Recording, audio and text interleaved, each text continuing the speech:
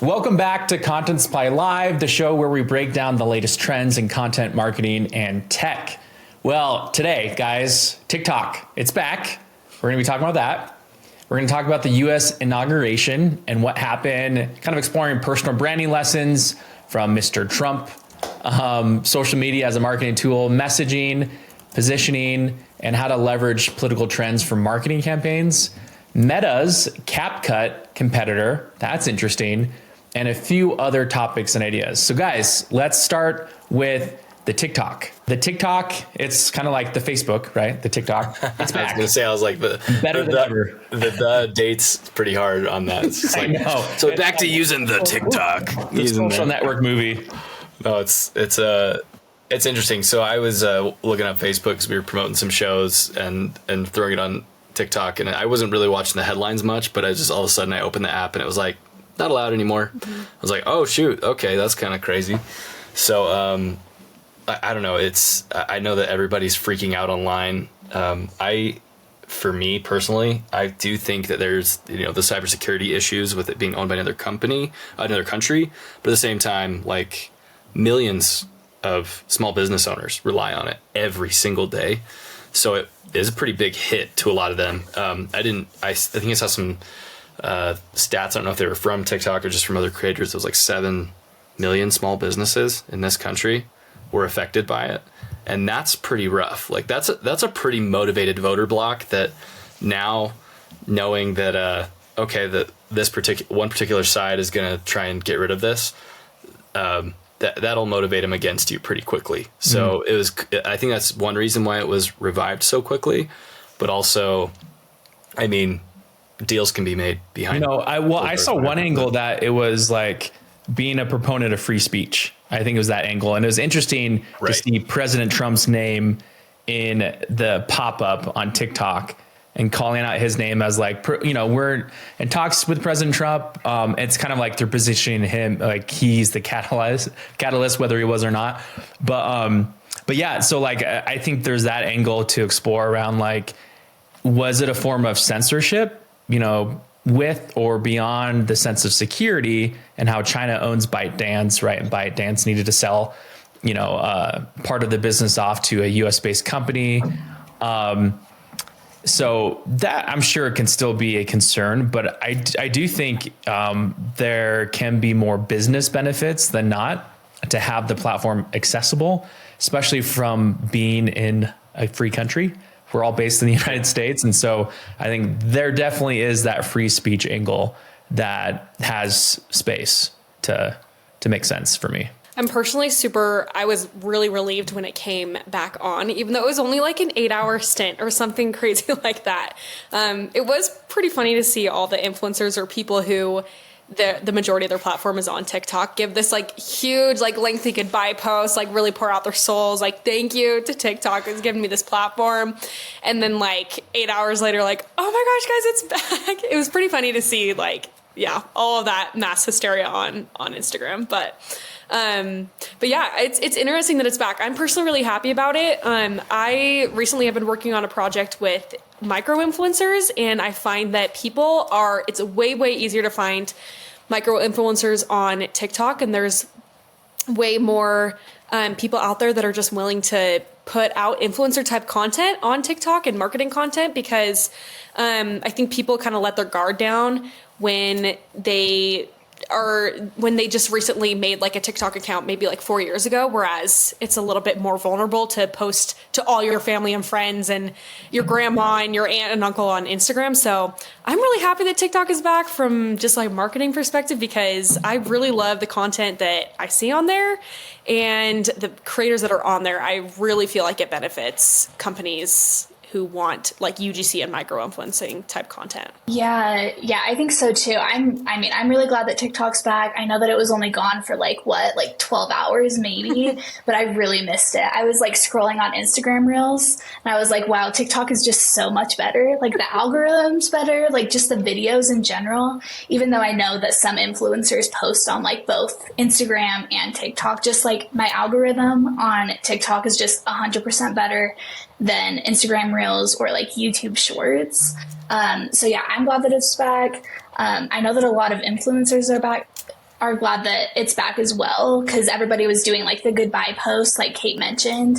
I always thought that they were really funny. I was like, and then they were also talking about like all the lies that were involved in like their marketing strategies, which I thought was interesting. A lot of people were saying like, I can't believe that they like spilled this whole secret, because it's not like the internet's going away, just this one platform, and these videos will be able to be found on other platforms like Instagram and YouTube, even after TikTok has gone away. So yeah, I'm glad it's back, but yeah, we'll see how long that lasts, I guess. I don't know if it'll go away sometime soon, but yeah, well, we talked about alternatives out there, so there's always that, but yeah, no, I would say it's here to stay, or at least I think businesses are going to be reminded that they shouldn't be reliant just on one platform. Many are not, but it's the aspect of it's a borrowed channel.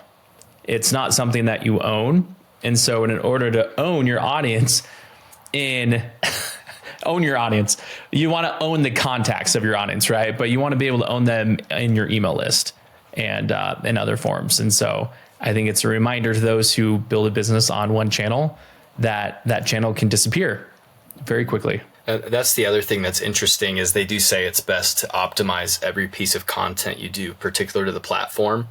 But an unintended consequence of that is gone if that platform goes away.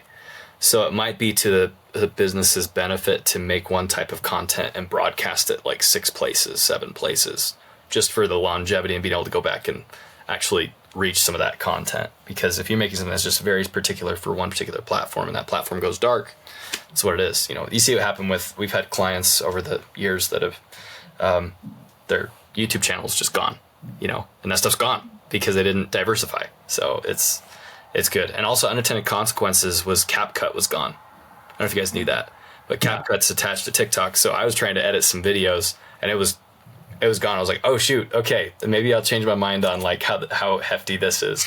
Which I think is interesting though, because CapCut initially started more as like an individual, like standalone app, was my understanding, right? And then obviously kind of blended with TikTok.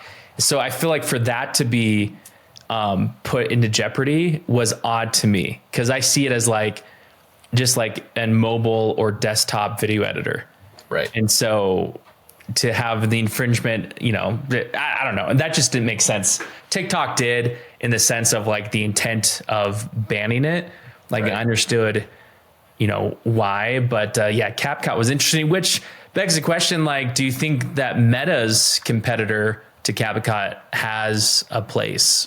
Do you think it's going to compete? I do think Instagram's self-native editor is a very good, like, if you're going to edit a social video, CapCut's number one. I think Instagram, like the native editor on there, is actually probably second. Then like Adobe Rush is down there. They're all pretty clunky after that, in my experience. I don't use InShot. I know Kate does. I'd be interested to hear your thoughts on that. I know that some people are diehard with that one, but having to look at other things. I've been so used to CapCut for now 2-3 years that I struggle. I'm already getting set in my ways. You know, it's tough to swap software, but I'd be curious to hear your thoughts on that, Kate, since you don't use CapCut, use InShot. Yeah, every once in a while I'll use Instagram to upload captions to videos because that's good for SEO. But I really prefer InShot's just interface. It's so user friendly. I feel like there's nothing that I am not able to do on that app. So you can edit really in depth, but at the same time, it's super user friendly. But I'm excited about using Instagram's editing platform because, like I said, like those on-screen hooks, like anything you put like text-wise, caption-wise, if that's not made in Instagram, it's not as readable to like Instagram's algorithm. So I'm excited to hopefully have an editing platform where I can edit well, and hopefully it's user friendly enough and also get those SEO benefits. Cool. So let's next topic. Let's talk about the inauguration. It's Tuesday, January 21st today. So yesterday, President Donald, what's his middle name? Jay? Donald J. I don't know. I don't know. Donald Trump. T. Trump was put back in as the 47th president. You know, it's been an interesting process to see what's been effective from personal branding for Trump and his marketing efforts. Obviously, he's been in the branding and marketing game for a long time. So he's had a lot of momentum to both of these presidential campaigns.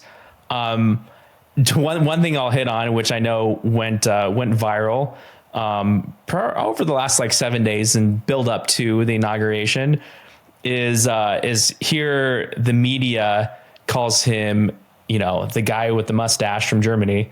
I won't use his name. It's like, we can't. It's bad for algorithm. It's bad for the mustache man. He that must not be named from 100 years ago.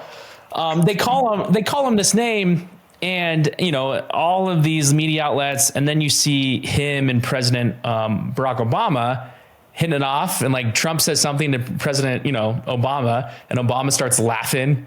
I think it was at the funeral of Jimmy Carter. I don't know if you guys saw that kind of viral clip going around. And, and it's funny. It's like, would you be doing that with a man with a, skinny mustache from 100 years ago? He that must not be named. No, not necessarily. I mean, love him or hate him, you can't compare him to someone who was behind so much devastation and evil during war times. And so, I thought that was interesting from a branding perspective, is that like a lot of times our competitors, politically, business, whatever, our competitors may use slander and do use slander, or try to throw so many rocks at you that it could definitely push you down or embolden you to be like, you know what, their words are not really going to impact. Like, that's one form of messaging. But I think there's a far better way, is to focus less on like what the other side's doing wrong, but more on like what your vision is for the future. So that's kind of one takeaway, is like, and also, I mean, in my honest opinion, I think Trump was a lot more clear in his messaging over the campaign, with promising, whether he can deliver, but promising more tangible results that he would achieve. Where in contrast, Kamala was a little bit more fluffy with her messaging. And so I think a lack of clarity creates confusion on what she stands for and what she was going to do. So I think just strictly from a marketing messaging side, I mean, Trump clearly won, and now he's inaugurated. So I think it's evident by his ability to be a personal brand and have more effective messaging. Well, I agree. I think it's interesting to see as the inauguration happened, the amount of executive orders that were signed yesterday as well. I don't know if you guys go scroll the White House. Here, I'll share a screen just because this is interesting. It's just a new thing that happened. These are all different things that were signed yesterday. It's kind of an odd thing that now, when the regime changes for whichever political candidates are, whoever's in power, they just go and they just write a ton of executive orders. These are all what was done before, and it's just back and forth. Yeah, exactly. So I mean, there's some things I'm like, oh, this is cool, and then other things I'm like, all right, I don't think that's as big of a deal as other things, but okay. It's just funny how I mean, he has like his things he ran on, his trade policies and whatnot, but it almost seems like right out of the gate, shifting the narrative on things, and then also positioning, having those first signatures of executive orders. I learned this is something interesting. Instead of doing that in the Oval Office, which is where they're like always done, he did it in a stadium with all of his adoring fans. You know what I'm saying? Like, that's a weird, it's different. I don't hate it. It's fine. I think he brought the desk, the actual signing, like historical desk to the stadium. This huge rally after. So it's just a different, this is a very different thing when you talk about him staying on brand and consistent. I even heard the commentators, which was funny because my father-in-law was listening to KSL, which I think was doing it through like NBC or something like that. So hearing a totally different perspective of people who like actually hate him but are trying not to sound like they hate him, as they're talking about this whole process, like, it feels like a Trump rally here. I was like, well, at least it's consistent. You know what I'm saying? Like, if he's going to be having these huge rallies and, there's 20, 30,000 people always at every event, like, he did that and then signed these executive orders with them. Like, it's just kind of fascinating because most people don't get to see that. None of us, unless you're really high up in government, would ever see in person. And so there's now thousands and thousands of people who got to experience something that is usually for a group of less than 100 people. So that's kind of an interesting thing in a way, that kind of democratized a very unique experience. One thing I think it's fascinating that you hit on, Brendan, is the style of marketing that Trump has done since the beginning of back in 2015 when he started running is movement building. Yeah. He's been able to build a movement, MAGA, right? And building movements attracts people and detracts people, right? Is that the opposite word? Repels people. There we go. Right. Repels people away. And so, but there's something that we have not seen before, to my knowledge, throughout our short US history, is a political figure being able to build a movement of people who put branding behind it, who put enthusiasm, and they wear the merch, they say the slogans, they fall in love with this attractive character who's leading this movement, who's giving a clear vision for the future. It clearly attracts people and clearly repels people. But one of the most effective forms of someone who builds a movement, be that in politics, religion, and business, is the ability to deliver a clear message that everyone in that movement can understand. And that's one thing that Trump does, is he simplifies down the language he uses, and he doesn't use political jargon or, the language that, like, that was something that was funny. I heard early on, and when he seemed more of truly like an outsider when he ran for the first time. And there's one person who was, I think, a Democrat who floated from one rally to another, and commented how Trump used like fifth grader language to those at his rally, or those, at his public speaking events. And then you got like college level education, or just political speak that just goes over everyone's head. And it's the enthusiasm's not there from all these other Republican, nominees or candidates. And so, I think that goes to show the effectiveness of a message and the ability to build a movement and give an identity to that movement. And I don't think we've seen anything like that beyond being, say, like a patriot, or, early in the revolution of the start of our country.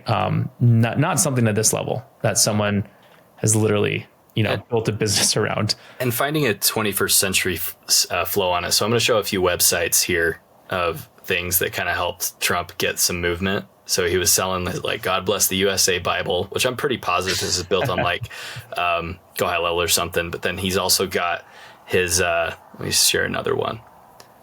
His Trump sneakers right here. Another website of that just SNL ways that sketch was hilarious, I think. Oh yeah. So it's like they sell Trump sneakers as a way to fundraise, and it's just odd, like little things to sell. And then the other one that was interesting was Trump trading cards. And he also has a coin that he did too, but I don't know much about crypto, so I'll keep my mouth shut there. But these like trading cards, and he just has these little ways to make unique things that most people would be like, oh wow, that's so interesting, that you would never consider as you build a personal brand, the different ways that you could monetize that brand to even sell like these little white labeled products in a way. So I don't know, that he's pretty masterful at those types of things that any business owner could take. Like, okay, how do you build a movement, sell to that movement, and then just, because it's novelty. You're selling novelty, you're selling interest, you're selling the dream. So it's just fascinating, those three random things that come to mind that he used to fundraise to the general public. So anyway. Yeah. So Kate, Justin, you guys want to add anything else before we close?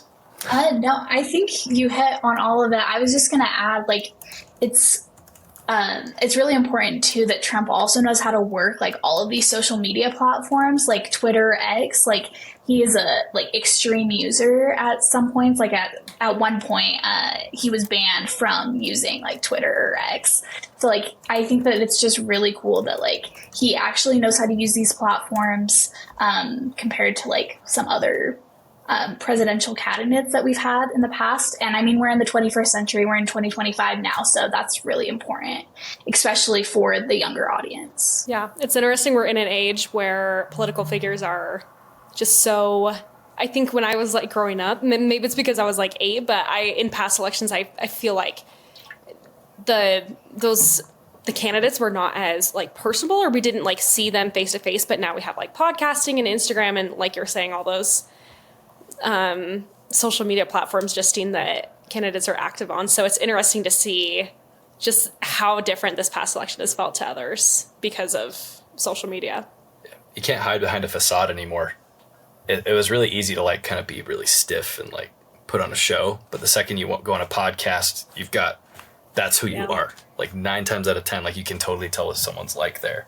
So that's what buried the competition for Trump this last election. But also it can also help other people who are really personable in the long run. So that's the benefit. It's like you can actually see where people stand on things. Granted, social media, you can still fake a lot of stuff. I will not lie. Happens all the time, right? But I think I agree with you, Kate. It's hard. It's interesting to see the death of the statesman and the idea of the birth of like the social media influencer. Yeah, the influencer. The death of the statesman, the birth of the influencer type politicians. Statement to social media influencer. Well, hey, let us know what you think in the comments. Do we go wrong on any of these points? Do you agree? Do you have anything to add? Let us know. And thanks for tuning in to Content Supply Live. We'll see you on the next one.